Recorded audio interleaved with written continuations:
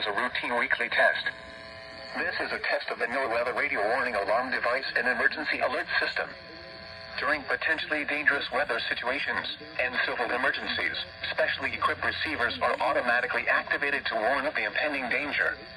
A test of these receivers is conducted every Wednesday between 11 a.m. and noon, weather permitting.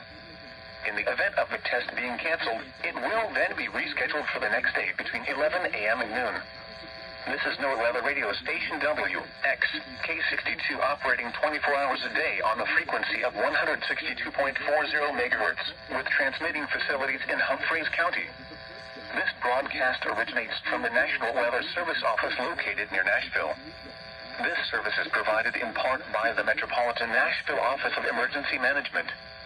Repeating, this has been a test of the NOAA radio warning alarm device.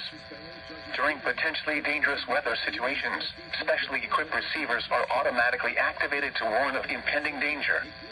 The alarm will be activated for severe weather watches and warnings, or civil emergencies, affecting the Middle Tennessee counties of Dixon, Hickman, Houston, Humphreys, Perry, and Stewart, along with Benton County in West Tennessee. This concludes the test of the NOAA radio warning alarm device and emergency alert system. We now return you to regular programming.